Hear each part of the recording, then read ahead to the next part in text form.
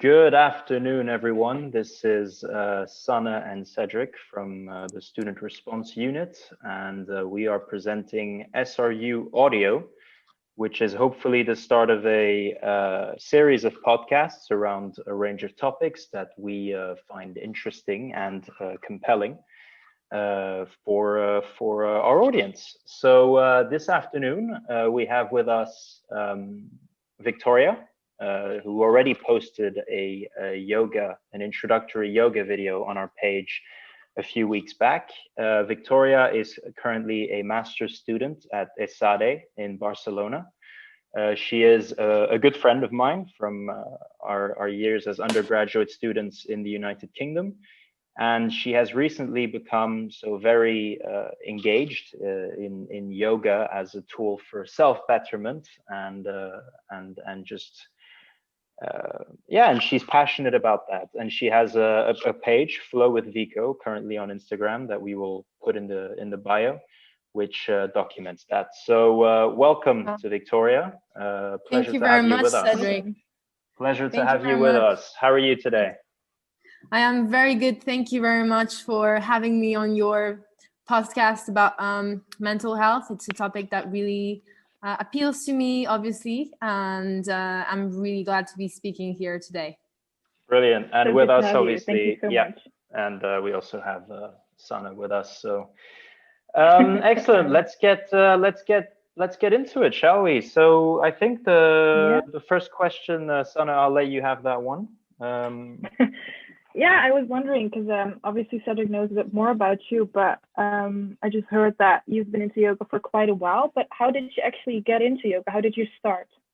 Yeah, sure. Well, to be honest, I had a first class when I was in India when I was 16, and it was a chance to actually have a first class, like was in the birth country of yoga. But I really started to practice yoga in my third year of university.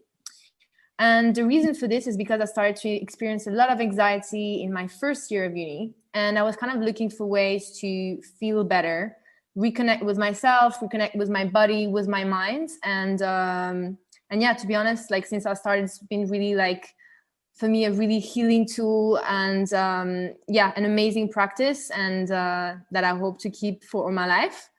And yeah, I've been practicing since, and I've been to India again in 2019 to get certified as a teacher, and I now teach eventually to some online right now at the moment because of the pandemic. And yeah. Wow, that's amazing to hear, and what an awesome start. Yeah, I was actually curious. So you say obviously for you it's been a process, right? It's been a journey. You probably grew into it. You discovered more with time, and so now it's been, as you said, a few years. So how has it benefited you personally in your day-to-day life? Yeah, for sure. I mean, that's an amazing question. I think that really the benefits of yoga, it's like, you know, it's a work in to yourself, and for me, it really helps me. It's been a tool to really get to understand myself, to know myself, and I think that's key to actually feeling better about yourself. Because if you're feeling bad, if something is wrong in your life, is that there's something that you haven't tackled that you should. And yeah, coming back to mental health, I think if someone really wants to get better, you need to actively, you know, do something and seek for help or seek for tools that are going to make you feel better. And so me, it's really, I think, helped me to, and I think it's helped me to reconnect with my body. And that's one way of actually connecting your mind. And that's through the breath. So yeah, the breath basically connects the body and the mind. And yeah, it helps me to basically live more in the moment present and appreciate things around me, like feeling more grateful about things and taking time to reflect on how am I doing today or what's happening, or, you know, so yeah, both in the physical and mental dimension, it's been like an absolute healing tool. And yeah, I would say that it doesn't come like, you know, you do once yoga and then everything gets better. It's a practice that needs consistency. But yeah, over the long time, it definitely like, helps you to kind of sink in. For me, it's been about like creating space, creating space, both like, in my mind, learning how to see things differently, and yeah, taking one step back to actually reflect on things on a wider perspective.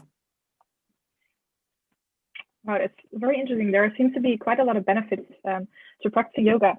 So I just heard you talking a little bit about how breath can play an important role. So how does that work? So if I'm just visualizing. So what is the importance of focusing on your breath during yoga, and what does it actually what results yeah into sure it? So breath in yoga is relates to the pranayama, what is called pranayama. It's a list of breathing techniques that are actually, pranayama means kind of increasing the rate of your breathing, and yeah, like breath just connects kind of your body with the mind. This is why when you practice, especially, I use the Ujjayi breath. So it consists of doing a little lock on the back of your throat, and it's about kind of feeling that you're inhaling, everything is fine, then you exhale, you release all this tension, all this energy, all this stress that we can store in our muscles, in our hips, and yeah, it's just it's kind of like the bridge between actually, because sometimes we can feel very detached from our body and our mind, and we just do things like a robot. It's just coming back to yourself, coming back to your center, coming back to that place where you're like, okay, everything is okay, and just breathing. If you're feeling stressed, just sit back and just take a big long inhale and exhales, and it actually just puts you back in the present moment. So you're already calming me so much. yeah, but it's curious, because when you say that, I mean, if I base off personal experience, I mean, I definitely have many of those moments where I feel swamped by life. You feel like you have endless lists of things to do without ever taking some moment to reflect on yourself and where you are, and, as you said, be grateful for the things that you have. Yeah. So I tried a lot to try and recenter myself, but it feels like a big first step sometimes. It's a scary step to do. So how did you do it? How did you take that leap of faith into yoga? Like, how did you allow yourself to relax, basically? Because it's pretty difficult, right? Yeah, I mean, I guess it's just, even if you don't feel like it, even yogis and teachers, it's just like, even if you don't feel like it, we always say, like, just step on the mat, just step on the mat, and see what it feels. And it's okay if it doesn't make you feel better straight away. It's not like it's it's that easy. Everything takes time, and everything is a process.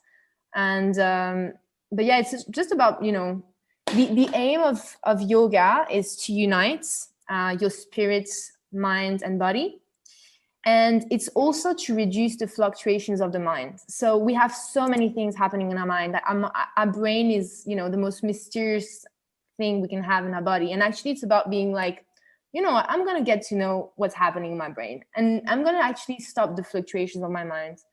And really, the aim of yoga, of the asanas, when you practice yoga, is to come to a meditative state. It's to actually, you do all of these asanas to actually end up sitting, cross-legged sitting, and meditate. This is the actual aim of yoga, and it's to reduce the fluctuations of the mind. And actually, paradoxically, asan means to sit on something, and yeah, basically it tells for itself. It means that you actually need first to do all of this physical exercise to get stronger, so that you can sit longer when you meditate. And I think that's pretty nice.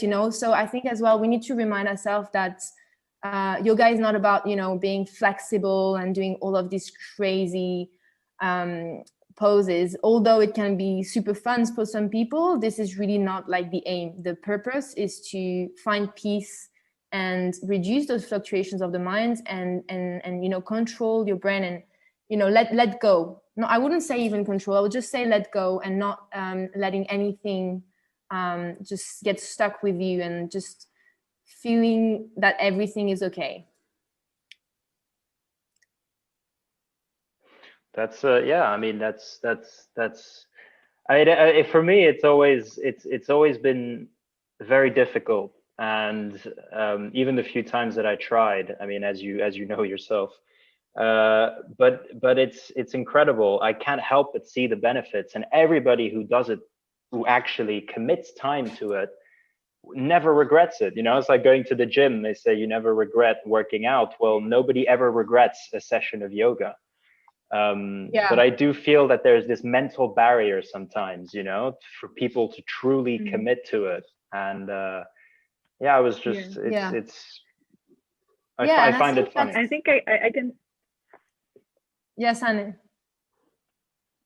Yeah, no, I was just thinking out loud, because I've only recently started doing it. I think for the last couple of months, we're all stuck in our houses, and I was just thinking, okay, what can I do? I'm feeling a bit chaotic sometimes, or anxious, and I started doing yoga, and it's always in the morning, and I often do it with a friend.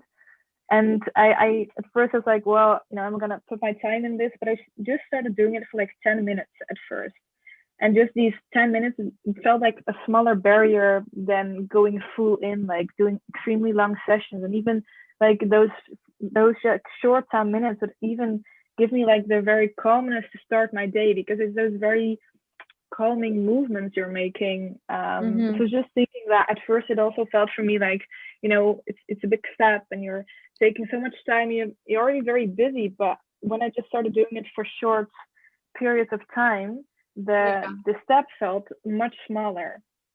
Yeah, and that's amazing to hear. We're so busy, and sometimes it's so hard to actually make time for it. Yeah.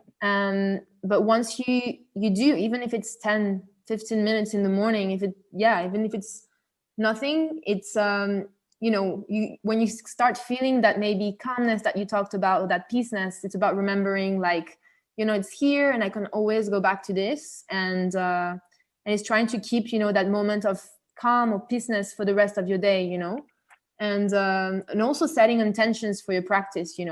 It's all about intentions, and yeah, that's basically sets your mind for the day, for example, as you just mentioned. And well, it's just I'm just curious, because do you feel, so you, for example, yourself, do you do yoga in complemented by something else, or do you fully are you purely practicing yoga, or do you also mix that with more core work, or more what's your actual routine, if I may say so, your personal routine? I like this question. I think we all have our groove, let's say, like some people prefer to have like more like slow movements, and I do complement with workout. I like to work out on the side, because I personally really like the more dynamic aspect of yoga. And this is just what works for me. So I do workouts on the side, but for me, yoga is really like my main practice, and I never go on the mat without doing some yoga stretches or a bit of a yoga session, for sure. And one thing that I've started to implementing as well is just practicing, and then just sitting at the end of my practice for 10 minutes, and just meditate. Like, this has been really, really beneficial, because once you start actually moving your body and everything, just sitting down in silence, you feel the benefits of the practice even more. So I really like doing this. And I think I've seen as well something kind of popping up on Instagram, and it's kind of this creative flows, just move the way you want your body, or just let your body kind of move. And it's kind of nearly like a dance, it's about a self-expression. And that's one thing I really like, because it's just letting whatever comes to your body just flow, and it's a very creative kind of movement as well. So I think that's being incorporated in yoga. Obviously, it's not really the yoga itself, but I mean, any kind of self-expression form as well can be a sort of meditative state, and yeah, I think that's very appealing to me as well. This new kind of creative flow dance movement on the mat. I really like that you're talking about combining meditation and yoga together, and sort of, seeing that as a very integral part in your sessions. And it actually made me think about something where I remember somebody saying that we should treat our mental health the same way we do our physical health, because we see a lot of people working out, and saying that is very good to make sure that during this pandemic you're being very healthy, like physically, which is definitely very important. But I don't hear that many people talking about mental health, at least not like we're looking nationwide. Is that something where you think there is still a stigma around? Oh, for sure. Like this, I think like even 50 years ago in some countries, it was viewed as something, weird to go to a psychologist, or, you're crazy, So for sure, like there's still a lot of stigma around it. And I think like in many countries, this has like improved a lot and evolved, and thank God with talking more about it. But it's also because of the fact that there's a rise of mental health issues as well. And I think in a way it's great that we start talking more about it, and normalizing mental health issues. And second of all, I would say talk about it. If you have mental health issues, seek for help, and also seek for help actively. That's what I was mentioning before. If you want to get better, it's not passively that it comes to you. You don't just go to the psychologist and it gets better. You need to actively put your intentions in the world, and really seek that improvement to get better. I'd say that's really key. But yeah, there's a lot of stigma around it still, but I think the world is going in the right direction.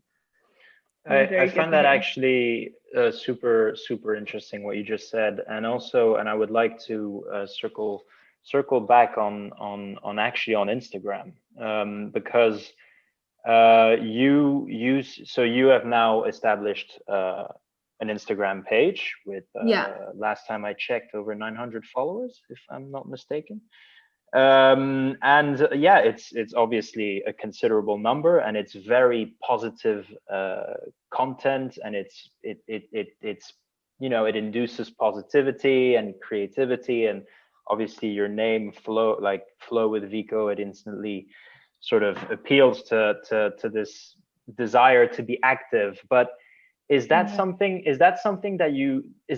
a part of yourself that you wanted to share with the world, in a way of saying like, this is my journey and I'm going to share it with all of you and hopefully bring you with me on this? Was that part of your thinking when you started such an Instagram page? Yeah, I think I wanted to maybe inspire others to just do yoga because I love it. It's kind of what it was. It started from a desire to kind of share my passion, and but the more I've been on the platform, the more I realized that I also just want to help students to kind of learn new tricks and tips about like the passion of yoga. But yeah, I mean, Instagram also, I think there's a bad side about social media, which is about comparing yourself and doing all of these crazy positions. And for me, I definitely want to remind myself that it's about the journey, and it's about enjoying like learning new things and sharing these tips and also being part of a new community, because I found a lot of like great people on Instagram, and it's a little community, which is a very nice one, and one where people are caring and people support each other, and women supporting women, which I've been very appreciative of. And for me, it's only been positive. But yeah, you always need to be careful of the tricky slope into more like comparing yourself with others, and kind of removing the actual purpose of what is yoga, which is a beautiful practice towards oneself than, you know, a practice where you just do too much craziness. But yeah, I think everybody can also give their own definition of what is yoga, and it's a mix, you know. It's a practice that is completely unique to everybody. So yeah. But thanks for raising this, because I think that's also definitely like yeah, like interesting to talk about as well. Social media, which in a way has also you know, kind of impacted people's mental health in a very negative way. You know, I think there's been a correlation with, you know, the rise of social media on mental health disorders, and yeah, it's, you know, this is why it's always a bit of a paradox. But yeah. Yeah, it's a balancing act, isn't it? I mean, there's positives and negatives with everything in life, anyways. But yeah, I always found that interesting. This sort of this willingness to share part of your journey on social media, especially when it comes to something meant to inspire others. I mean, it's obviously a very noble enterprise, and I like that part of what you're doing. You know, I think that's very yeah, it's pretty cool. It's really pretty cool. So Well, thanks, Ed. no worries, no worries.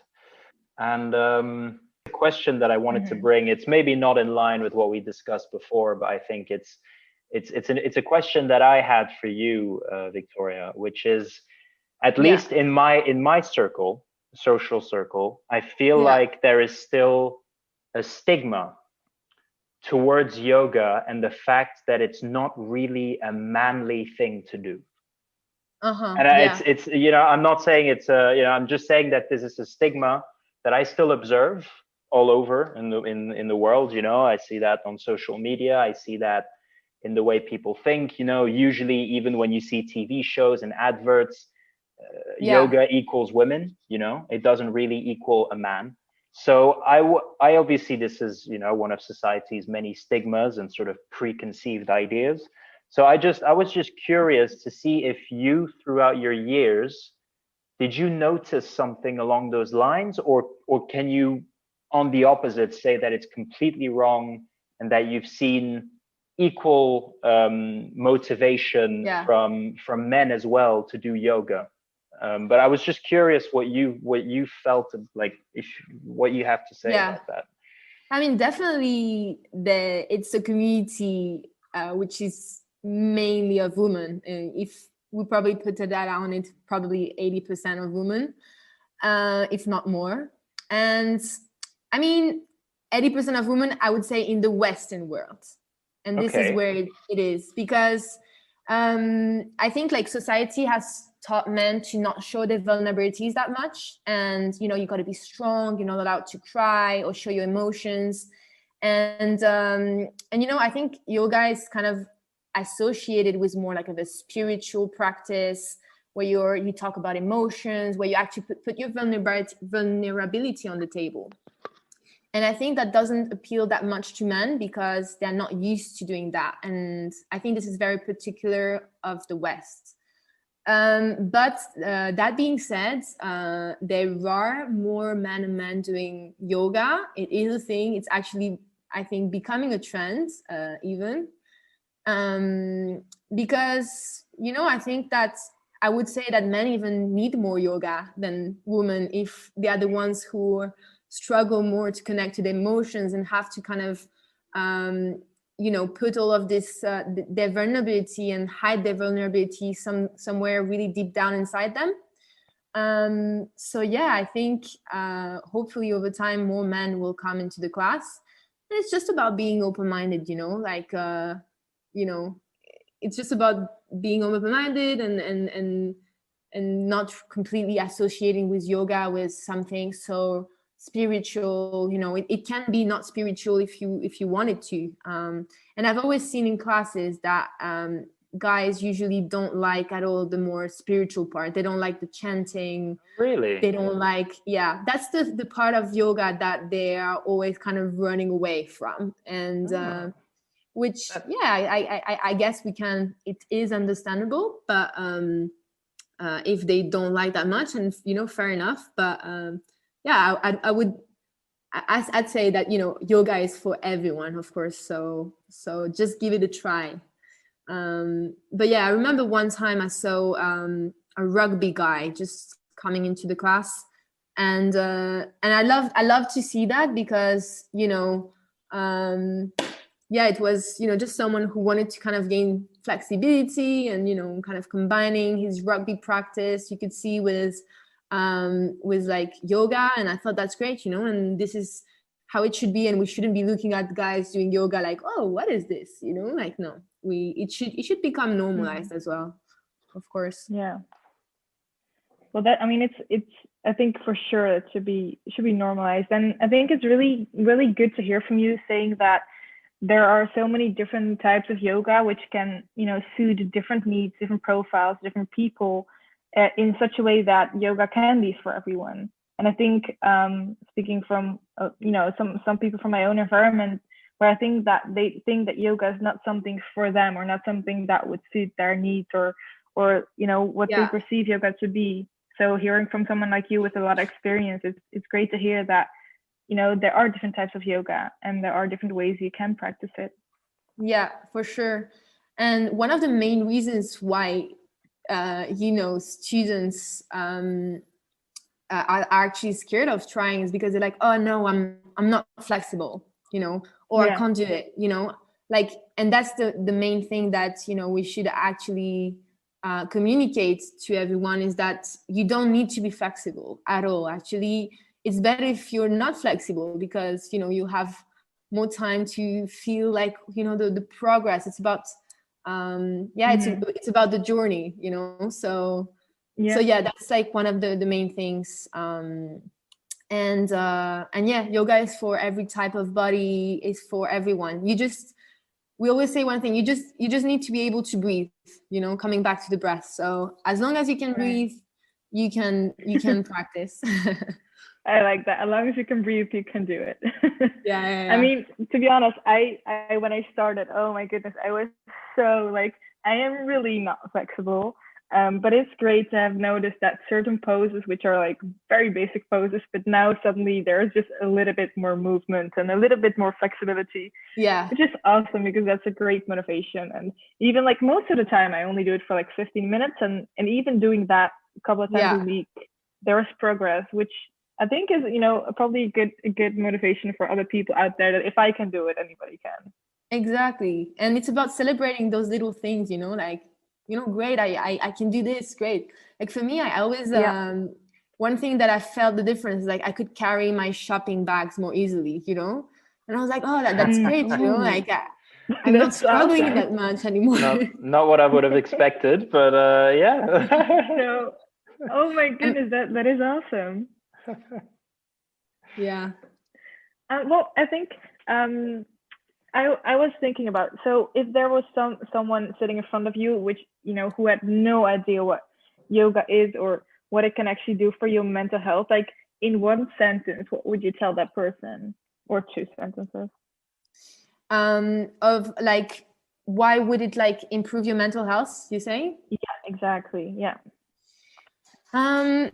I would say that just connecting, yoga helps you to connect to the present moments. And most importantly, creating space. It helps you to create space and to see things from a different perspective.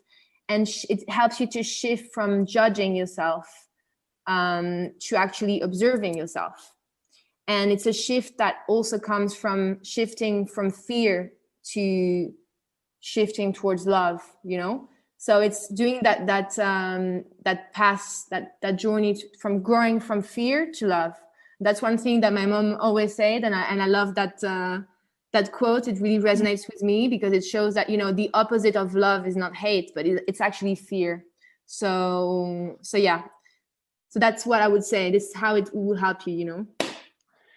If that isn't the ultimate wisdom, I don't know what is. That's no, but it's so true. It's so true. Every word of it is true. 100%. Okay, well, yeah, 100%. Yeah. So yeah, it's a journey, and yeah, I if I can end this podcast with a nice quote that I'm going to read you now.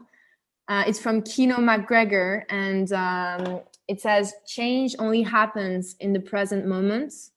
The past is already done. The future is just energy and intention. And yeah, if you want to change things around you, it's just about starting to change what's happening, changing your energy, changing your intention, and hopefully something will be fruitful in that change for you. Thank you so much. Thank you so much. Thank you. Well, thank you very much. I'm really grateful that you could join us on our first episode, and sure. I think this has been super insightful, and always a pleasure to talk with you. Sorry, about all of those important questions and life in general. Victoria is always very, very wise. That is one thing I can say. So thank you so much for coming. Really appreciate it. Thank you, Cedric, very much. Thank you, Sanne. That's been an honor to be here, to be speaking for the first time on a podcast. And yeah, guys, hopefully we can do that more. And thanks for organizing this again. Yeah. I had one more roundup question, before we leave this amazing and very insightful conversation with you. So if people, they're finished listening to this podcast and they think, okay, I want to start doing yoga, but I don't really know where to start. Yeah. Do you have any apps or any YouTube pages, or especially your own page, of course, that they can go to, which makes it easier? Sure. I would say definitely you want to start yoga. Put a video on where you can follow somebody's voice, somebody's going to guide you. That's going to be way easier. So you want someone to guide you. And in terms of YouTube videos that I really like, well, I know that Yoga with Adrienne is, very, very helpful for beginners, especially.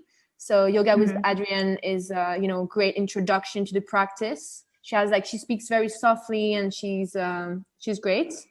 And I also really love Kat Meffin. I love her vibe. She does a lot of different kind of videos for beginners and also intermediate. So yeah, these are the two I would advise. And I know there's also a great app that is called Down Dog. I'm using that one. Oh, nice. Yeah. Well, how do you like it? Oh, it's amazing. So if any students are listening, this one is free for students. And it's amazing because you can choose the voice you like. You can choose what kind of yoga you like to do. You can say that you've never done it before, and it'll just guide you through every step of the way, which it's so very easy. So I would definitely recommend that one. And nice. The two you said before as well, I think we'll include them in the show notes so that everybody can look them up. Yeah, nice, awesome. All right. I think that then that kind of sums up all the questions we've had. And I think as we sign off, it's very important to note that yoga is not the only thing that can benefit mental health. There are many different things, and if anybody has problems with their mental health or wants to seek help, we'll put some contact details down below. And just like to remind you that it's so important to talk and ask for help, whether it's your family, friends, strangers. Please keep in mind that you're not alone. Yeah. All right. Well, thank you very much. Yeah. For your time and for both. coming. And we'll definitely keep you posted for potentially more content from Victoria as well in the next few weeks.